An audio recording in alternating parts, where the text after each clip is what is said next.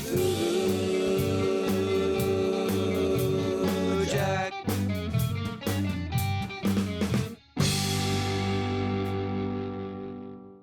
Doctors Herbert West and Dan Kane are back. This time they're doing penance as medics during the Peruvian Civil War. West is utilizing his newfound, freshly mowed down cadavers as perfect subjects to continue his explorations with bringing back the dead. A trusting Dan is slightly apprehensive towards West's ultimate goals, but these two are bonded like laces to a sneaker. No matter where one goes, the other will follow. With two new ladies in Dan's life and the heart of one still on his sleeve, he's a torn romantic.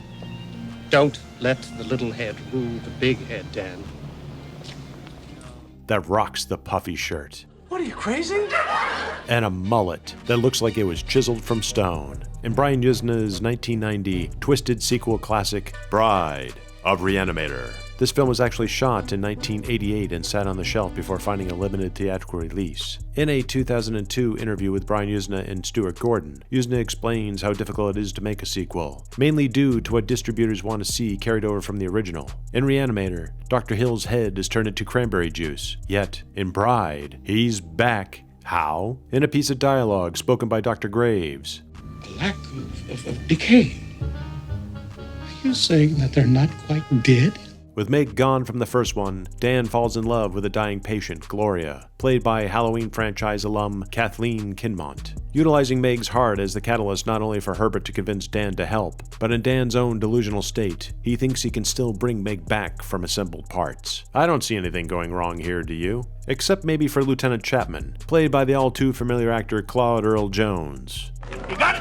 Yes, Mr. Bevilacqua. Whose wife is among one of the 3 original remaining reanimated corpses held over from the first film, so he has a bit of a beef with West and Dan, to the point where he just appears in their house unannounced. Of course, in old Herbert West fashion, the lieutenant becomes another Looney Tune undead who causes more havoc reanimated than alive. Brian Yuzna goes all the way with a multitude of zany concoctions that only one effects artist I know can pull off, and that's Screaming Mad George. I had the pleasure of working alongside him with Anthony Dublin a few years later on a flick. His creations are straight out of anime nightmares. George also played in a punk band back in the day called The Mad. I'll leave the links below in the description. Back then, special effects budgets were not very big. Bride was only a $2 million film overall at the time, so to see the amount of effects work in this film and the stop motion is highly impressive. One of the highlights is West's little eyeball and finger creation. Dr. Hill is once again resurrected and now has wings as he psychically calls to the reanimated cadaver parts that groan within the walls of West and Dan's adjacent crypt, to seek eternal revenge on West. Francesca, played by Fabiana Udino, is Dan's other squeeze that followed him back to Miskatonic University from Peru. She makes the error coming over to dinner with a beloved pet. At least it ain't a cat. When poor Gloria is finally pieced together and brought to life, her makeup is hideously beautiful while tragic. With Dan finally sobering up to the idea of falling in love with an assembled corpse, he denies Gloria's advances, even when her and Francesca square off in a catfight.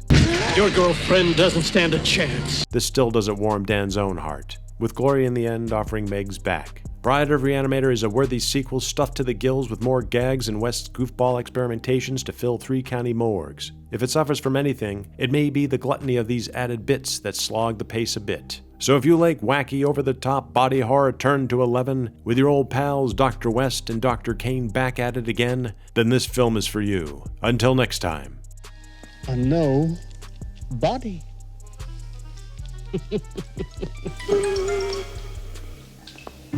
Our first channel watch party double feature will air March 16th, right here on YouTube.